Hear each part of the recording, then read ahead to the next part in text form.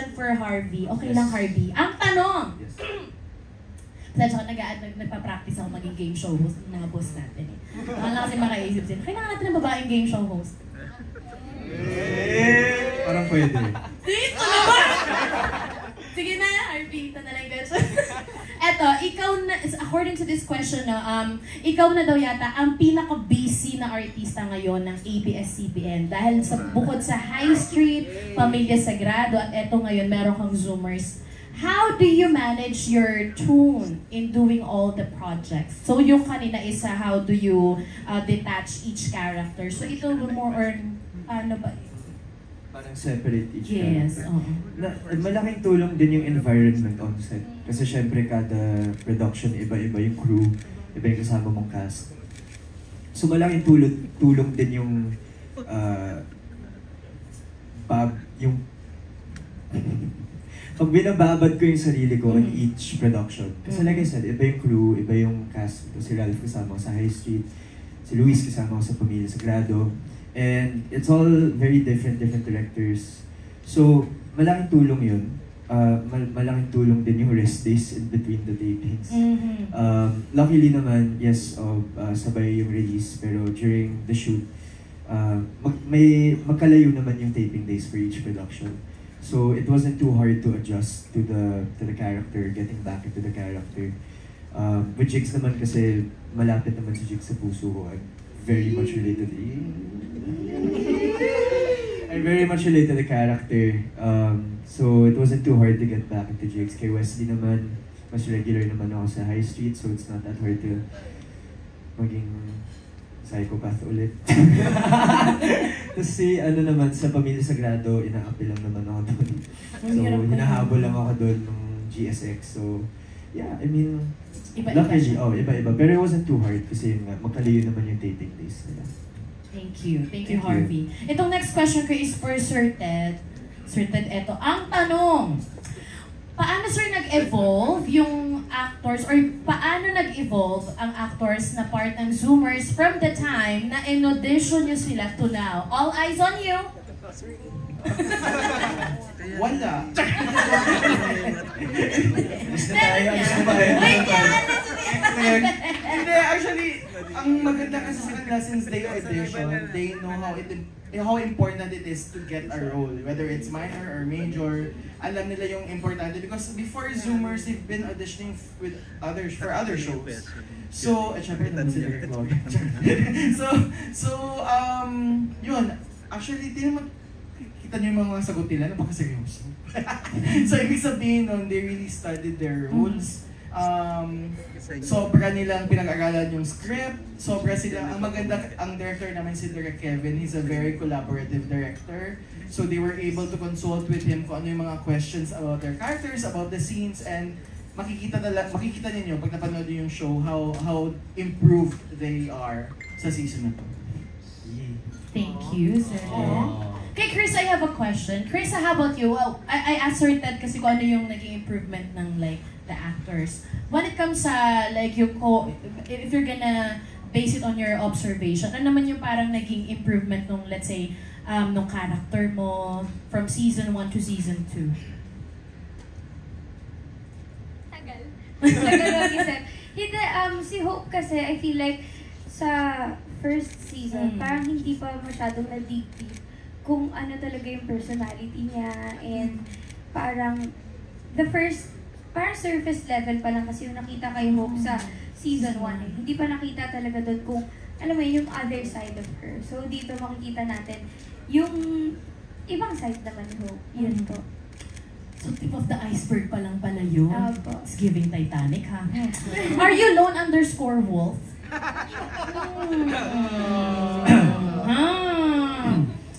I'll save that question. Nabigla kami dun sa... Let's see, curious lang, curious. Eto, next question ko is for Erica and Kay.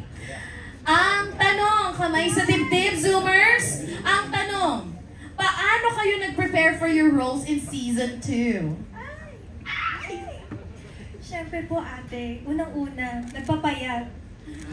Kasi nga po, summer, tapos yung wardrobe, sila sa amin yung mga peg. So ayun, nag-gets ko na kailangan naka 2-piece. Kailangan naka-bikini Oh!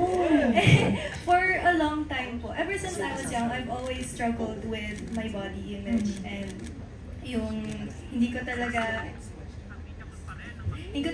nahirapan akong tanggapin yung appearance ko, physical appearance. So, naging opportunity din siya for me to work on myself and to be healthier. Tapos, isa pa po is pinag-aralan ko po ulit yung character. For this season, kasi mas meron ng depth yung character ni Faye, mas makikilala na siya ng mga tao, mas malalaman na natin yung mga struggles niya. I also reached out to my friends who are part of the LGBT community, interviewed them to avoid playing a caricature of a queer woman, and I had lots of fun. So, ayun po. Thank you. Yeah.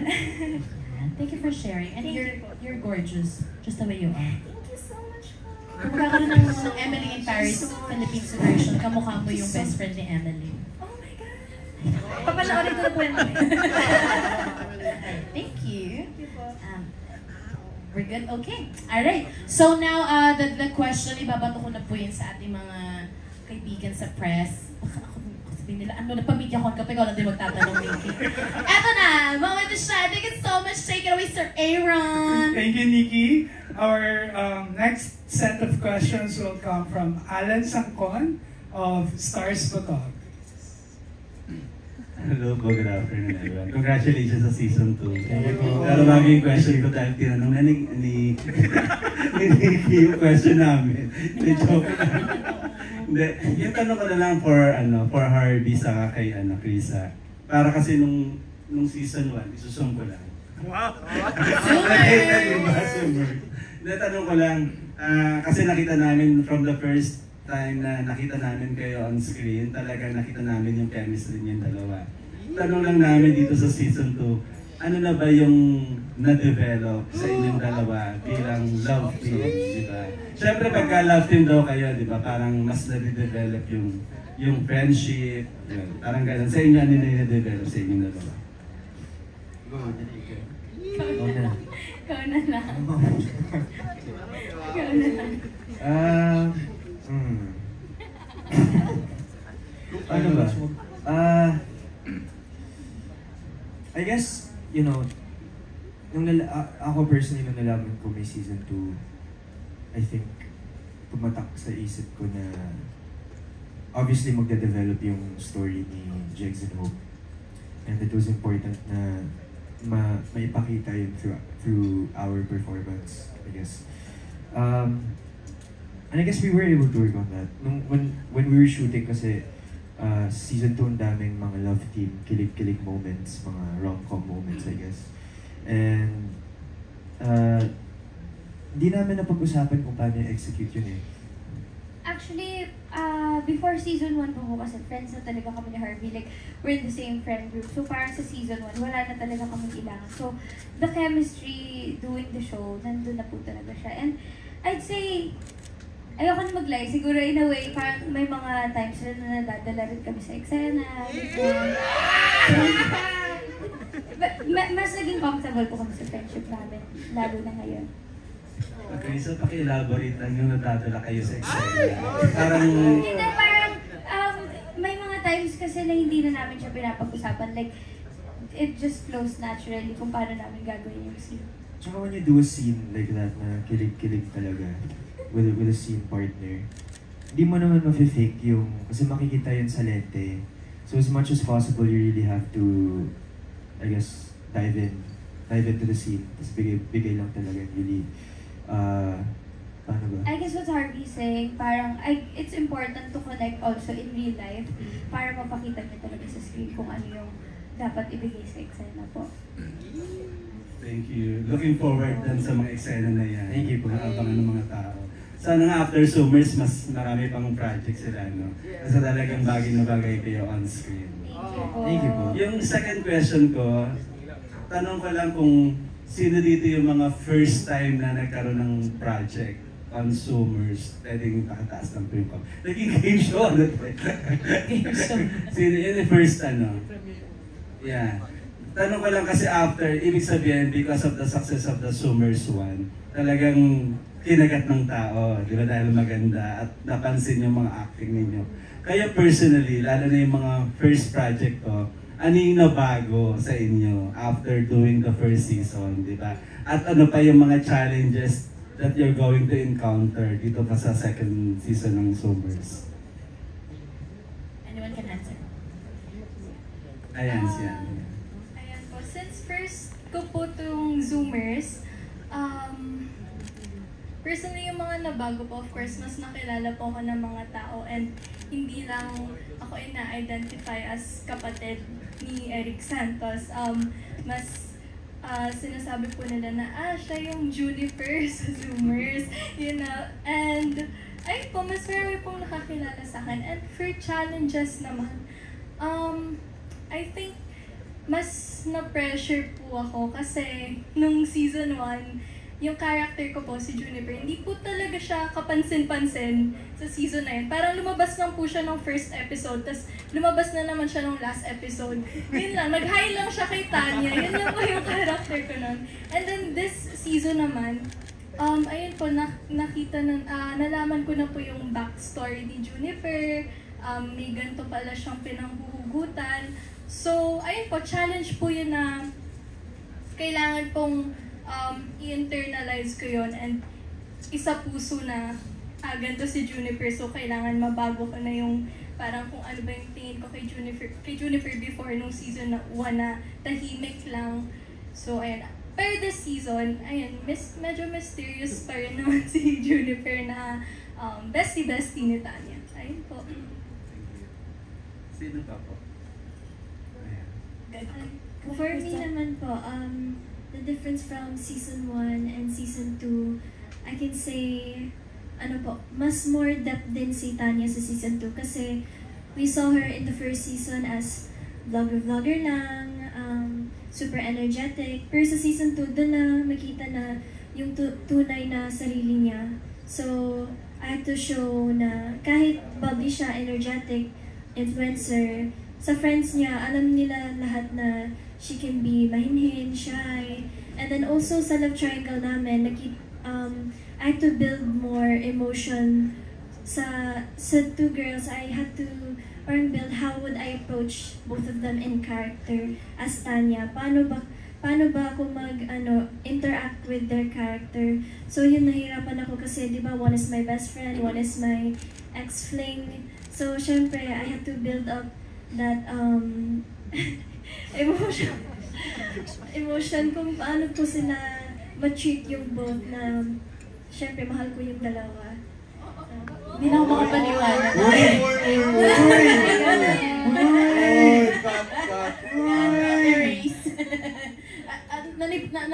Na-shock lang ako nung narinig ko yung flick. Tapos ang hinhin ni Baby Crystal.